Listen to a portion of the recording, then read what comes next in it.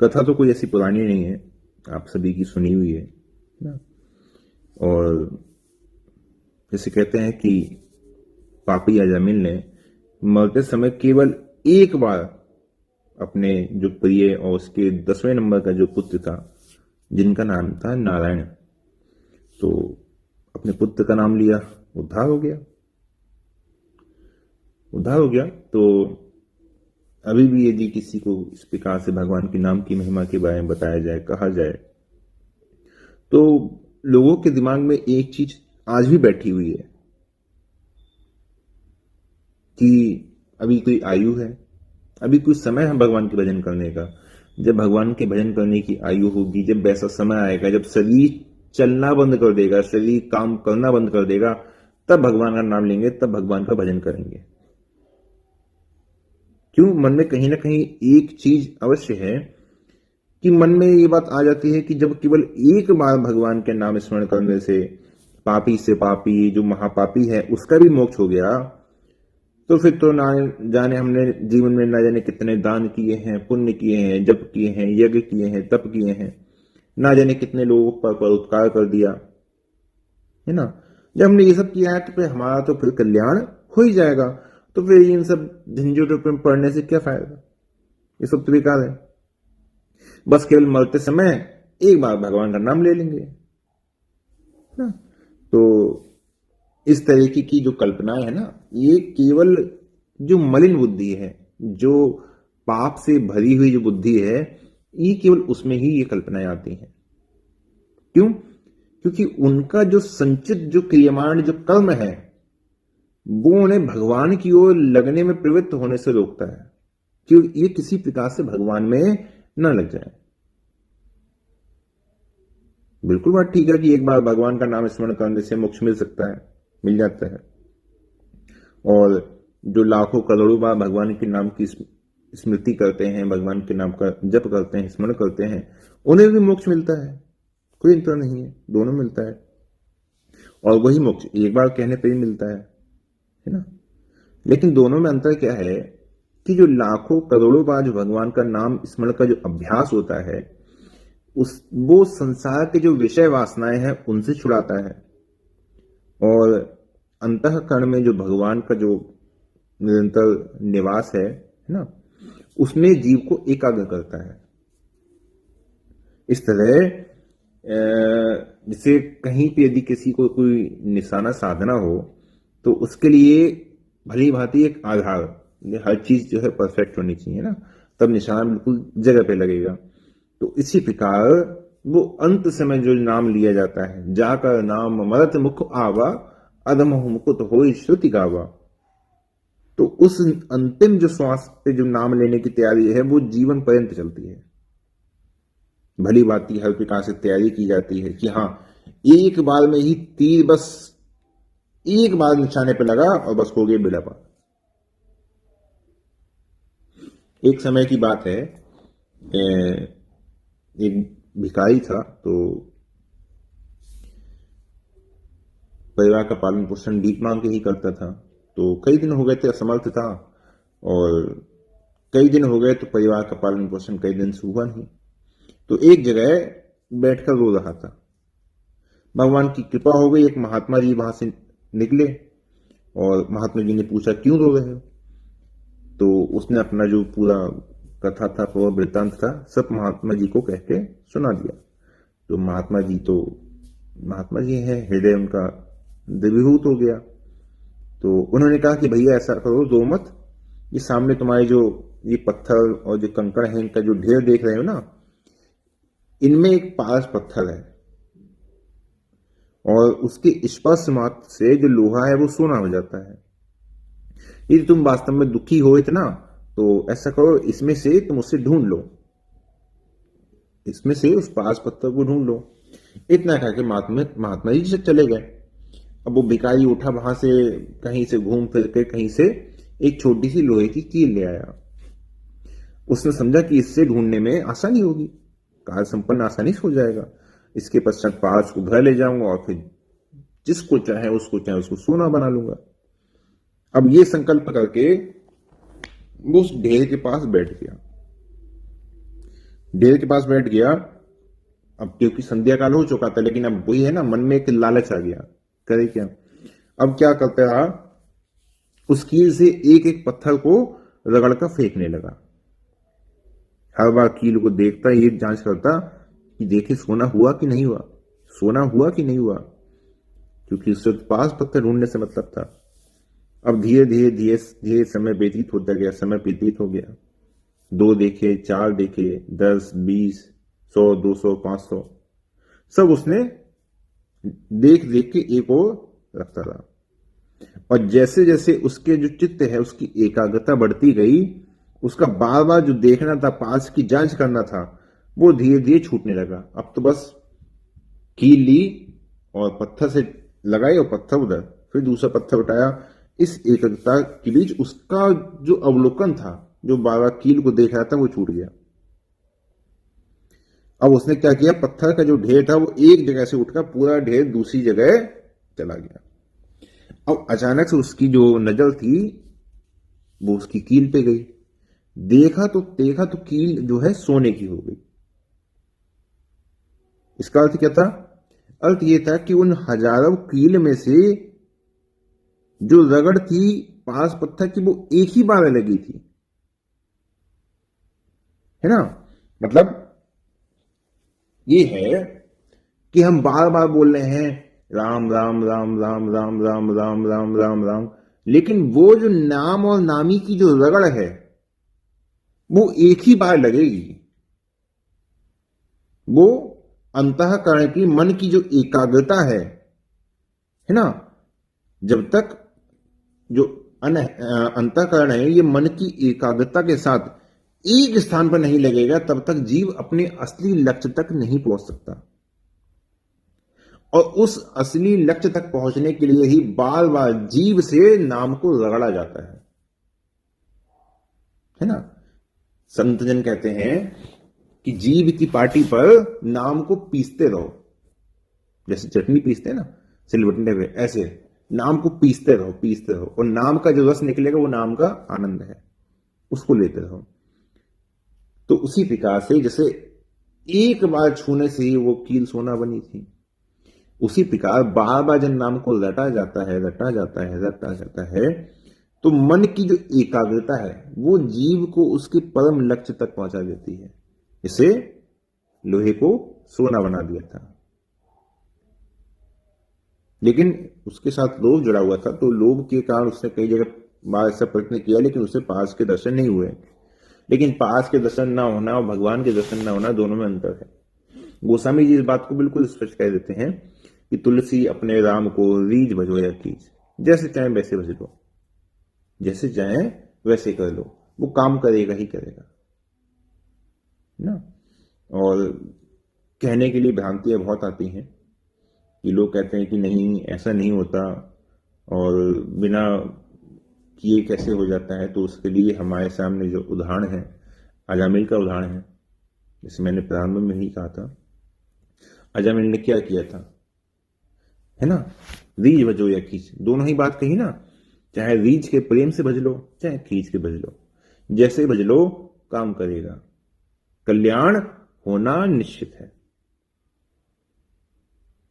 अजामिल के जीवन में क्या था, कोई विशेष बात? आप में से कोई भी ऐसा जो अजामिल के चरित्र को जानते हो, कोई भी एक विशेष बात बता दीजिए कि हाँ ये विशेष बात अजामिल के चरित्र में थी, जो इस कलिकाल में हमारे अंदर नहीं है।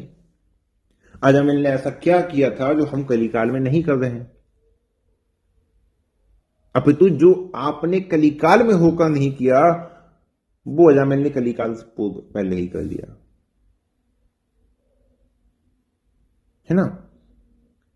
अजामिल पहले ऐसा पापी नहीं था। पहले कैसे थे? वेद का अध्ययन करने वाले, श्रुति सम्मत ब्राह्मण थे, सुशील थे, सदाचारी थे, है ना, जितेंद्रिय, सत्यभाषी, पवित्र, गुरुजन की सेवा में निपुण, है ना, यज्ञ होमादि जो कर्म ब्राह्मण के होते हैं वो करने वाले थे, अतिथि सेवक थे, अहंकार से रहित थे, जीव मात्र पर दया करने वाले थे, सबसे प्रिय बोलने वाले, सब कुछ था। कभी पराई निंदा नहीं करनी है, कभी माता पिता की आज्ञा का जो है ऐसा ना हो कि अनुसरण ना हो पाए, कुछ भी नहीं, सब कुछ। लेकिन थोड़ी ही देर का कुसंग, थोड़ी ही देर का कुसंग था। एक बार जब माता पिता की आज्ञा से वन को कंदमूल लेके फल लेके लौट रहे थे, तब मार्ग में एक जगह वैश्या का नृत्य हो रहा था। वहां चले गए, कुसंग हो गया, वो वैश्या उनको पसंद आ गई। कुसंग हो गया थोड़ी देर का, और वो वैश्या ऐसी पसंद आई कि उसके बाद वो वैश्या का ही संग ले लिया। फिर तो माता पिता भी छूटे, घर परिवार छूटा, है ना, पतिव्रता स्थिति वो भी छूटी, सब कुछ छूट गया, है ना, सर्वस्व नष्ट कर दिया। अब बताइए, इस समय कलिकाल में कोई ऐसा है आप सब में जो किसी इस प्रकार से किसी स्त्री के लिए, किसी अन्य लोभ में इस प्रकार से हर चीज का त्याग कर दे? कोई ऐसा है? लेकिन नहीं, उसके बाद भी, ऐसा मलिन चित्त होने के बाद भी, है ना, ऐसा मलिन चित्त होने के बाद भी नाम के प्रभाव में कोई अंतर नहीं आया। अभी पिछली कथा में भी मैंने जो सुआ पड़ावत गणिका तारी, है ना, वैश्या की एक कहानी और सुनाई थी आप सभी को, जिसने तोता पाला हुआ था और तोते को राम राम करवाती थी। क्या था उसके जीवन में? कुछ था, कोई दान, कोई पुण्य, कोई सत्कर्म, अपितु दूसरों का घर ही उजाड़ा, है ना, दूसरे के पति को गलत रास्ते पे ले गई, यही तो था जीवन। लेकिन उसके बाद भी वो नाम का प्रभाव ऐसा, तभी तो गोस्वामी जी बार बार कहते हैं कि तुलसी अपने राम को बीज बजोया कीज, भाव कुभाव अनख आलसु नाम जपत मंगल दिशि दसहु। ये नाम ऐसा है ना, ये मंगल करेगा ही करेगा, ये मंगल करने वाला ही है। जिसने उस गणिका का मंगल कर दिया, अजामिल का मंगल कर दिया, इतने होने के बाद भी विल मंगल जी का चरित्र देख लीजिए कलिकाल में क्या था जीवन में। एक वैश्या का संग हो गया, उसके पश्चात घर के धर्म पत्नी को घर से बाहर निकाल दिया, माता पिता का तो पहले ही स्वर्गवास हो गया, माता पिता का तो पहले ही स्वर्गवास हो गया था। उस वैश्या के साथ में और जो उसकी सहेलियां थी, सब को घर में लेके आ गया।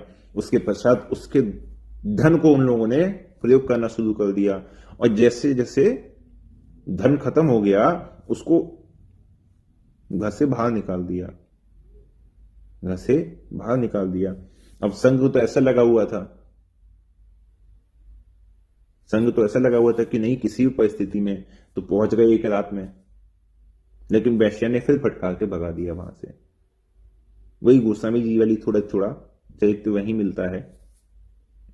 उसके पश्चात फिर वहां से वैश्या को ही गुरु मान के कि नहीं, तुम्हारे कारण अब भगवान के रास्ते पे चले हैं। फिर वहां से फिर एक गांव में पहुंचे हैं, गांव में पहुंचे हैं तो वहां कुएं पे एक बड़ी ही सुंदर स्त्री को देखा जल भरते हुए, तो वहां से उसके पीछे वो ले लिए, वो आगे आगे और बिल मंगल जी पीछे पीछे। और उसके पश्चात जब उसके घर के द्वार पर जाके खड़े हो गए हैं तो उसका पति आया, उसने कहा ये कौन? बोले ये तो बहुत दूर से मेरे पीछे पीछे आ रहा है, पता नहीं कौन है, बदमाश है।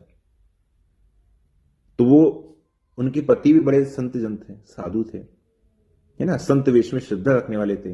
गए, जाके प्रणाम किया, राम राम सीताराम, महात्मा जी कौन? तो उन्होंने कहा कि मैं एक बार आपकी पत्नी को देखना चाहता हूं, बस। अब आजकल का समाज कहें तो क्या होता, उस समय की बात क्या कहें, लेकिन वो ऐसे संत वेश में निष्ठा रखने वाले थे, उन्होंने कहा ठीक है, अपनी पत्नी को आवाज दे दी कि आपको देखना चाहते हैं। इतनी देर में विल मंगल जी का जो हृदय है उसने चित्कार किया कि यही पतन हुआ था, इन्हीं नेत्रों के कारण पतन हुआ, और यही नेत्र फिर पतन के मार्ग पर ले जा रहे हैं। तो मन में ऐसा भगवान के प्रति उसी समय अनुराग जागा कि अपने दोनों नेत्रों को बबूल के कांटे लेके फोड़ लिए। दोनों नेत्रों से रक्त की धार बह चली। अब रक्त की धार बह रही है, लेकिन उसका कोई दुख नहीं है, कोई कष्ट नहीं है, आनंद में नृत्य करने लगे कि अब ठीक हुआ, अब ये मुसीबत चली गई।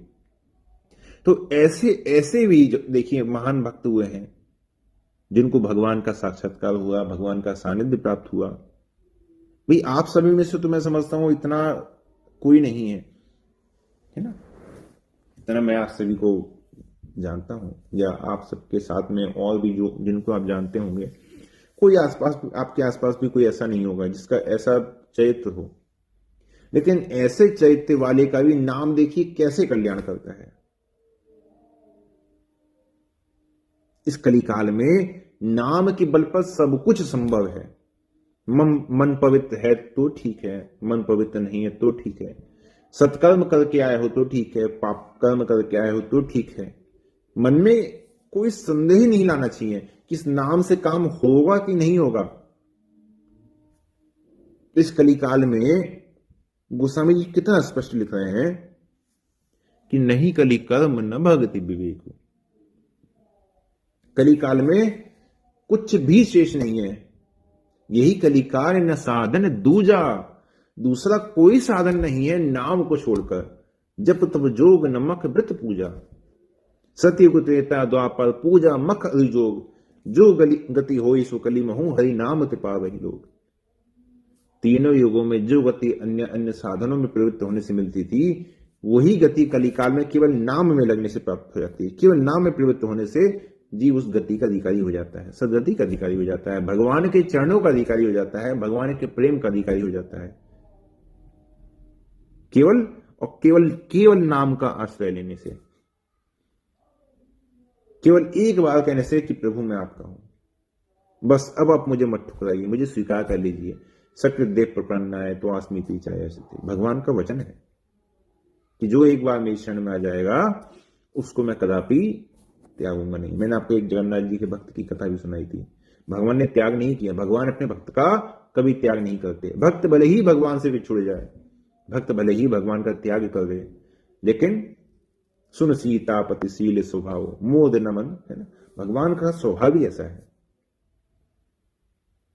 तन पुलक नयन जल, है ना, भगवान का स्वभाव ऐसा है कि वो अपने भक्तों को नहीं छोड़ते हैं। भक्त भले ही उनको विसार दें, भक्त भले ही उनको भूल जाए, भक्त भले ही उनको छोड़कर अन्य अन्य कार्यों में लग जाएं, अन्य अन्य पाप आचरण में लग जाएं, लेकिन भगवान अपने भक्त की छोटी सी सेवा का भी विस्मरण नहीं करते। वो छोटी सी सेवा जो उनके भक्त ने उनके मंदिर के सामने बैठ के उन्हें 10 मिनट भी राम नाम सुना दिया, 5 मिनट भी दिल से उनको राम नाम सुना दिया कि प्रभु ये राम नाम आपके लिए, है ना। भगवान शंकर के मंदिर में बैठ के शंकर जी को संकेत करके कि भोले बाबा ये 5 मिनट राम नाम आपके लिए, आपकी सेवा में समर्पित है, तो प्रभु ऋणी हो जाते हैं। और वो ऐसे ऋणी हो जाते हैं कि जन्म जन्मांतर में भी वो ऋण वो चुका नहीं सकते। तो ऐसे नाम को, तुलसी मेरे नाम को वीर विजय कीजिए, ऐसे नाम का साधक को कभी भी किसी भी परिस्थिति में, किसी भी अवस्था में कभी भी त्याग नहीं करना चाहिए। आप चाहे पवित्र से पवित्र अवस्था में हो, चाहे अपवित्र से अपवित्र अवस्था में हो, उच्च से उच्च स्थिति में हो या निम्न से निम्न स्थिति में हो, उच्च से उच्च वर्ण में हो या निम्न से निम्न वर्ण में हो, पवित्र से पवित्र कर्म करके आ रहे हो, चाहे नीच से नीच ही कर्म क्यों ना करके आ रहे हो, नाम का कभी भी किसी परिस्थिति में विस्मरण या त्याग साधक को नहीं करना चाहिए। क्योंकि कलिकाल में नाम के अतिरिक्त अन्य कोई अवलंबन नहीं है। राम नाम अवलंबन एक। इसलिए मन से कभी भी कोई भी मन में कोई बाधा, कोई दुविधा कभी भी लाने की आवश्यकता नहीं है। आप लोगों को प्रश्न आते हैं, लेकिन सभी प्रश्नों का अंतिम उत्तर यही है कि राम राम कीजिए। सब प्रश्नों का अंतिम उत्तर यही है, सबका एक ही उत्तर। कोई कहे कि हमें राम नाम में प्रीति है, गुरु मंत्र दूसरा मिला है, कोई कहे कि हमारा गुरु मंत्र ये है, हम तो राम जी का भजन करना चाहते हैं, गुरु जी ने ये मंत्र दे दिया। सबका एक उत्तर है, राम राम कीजिए।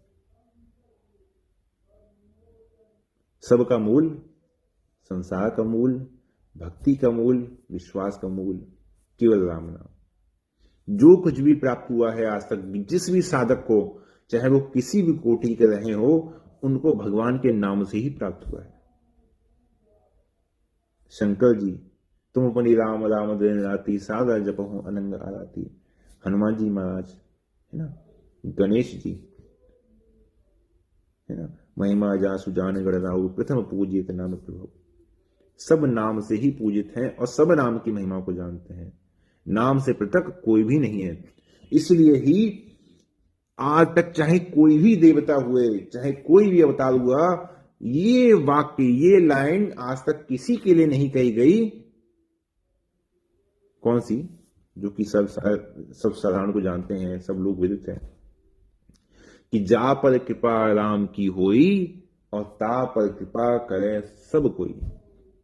जिस पर राम जी की कृपा हो जाती है, जिसके राम जी को अनुकूल हो जाते हैं, उसके पीछे उसके फिर सब कुछ अनुकूल हो जाता है। उसके फिर विरोध में कोई रह ही नहीं जाता। आप भले किसी के भी अनुकूल हो जाइए, लेकिन उसके अनुकूल होने के बाद भी यदि आपसे कोई अपराध बन जाता है, कोई पाप बन जाता है, कोई दोष बन जाता है, तो वहां आप दंड के भागी बन जाएंगे। लेकिन यदि आप राम जी के अनुकूल हो गए, राम जी आपके अनुकूल हो गए, फिर तो जीवन में किसी से कोई डरने की आवश्यकता ही नहीं है। काबूसुंडी जी के प्रश्न मैंने आप सभी को सुनाया ही था। मंदिर में बैठ के शंकर जी का नाम ही तो ले रहे थे, शंकर जी की अनन्य भक्ति ही तो कर रहे थे। क्या अपराध बन गया कि गुरु सामने आ गए, तो क्योंकि आसन में बैठे हुए थे, पाठ में बैठे हुए थे, तो गुरु को उठकर प्रणाम नहीं किया। परिणाम क्या हुआ कि जिनका नाम जप रहे थे उन्होंने ही श्राप दे दिया। मतलब जो बात राम जी के लिए कही गई, वो बात किसी अन्य के लिए नहीं कही जा सकती। जा पर कृपा राम कर हुई और ता पर कृपा करे सब कोई। इसलिए चाहे जीवन में कोई परिस्थिति हो, कभी भी राम नाम का परित्याग नहीं करना है। ठीक है, और आज के लिए विश्राम देते हैं। अब आप लोगों की बारी है। जय जय श्री सीताराम।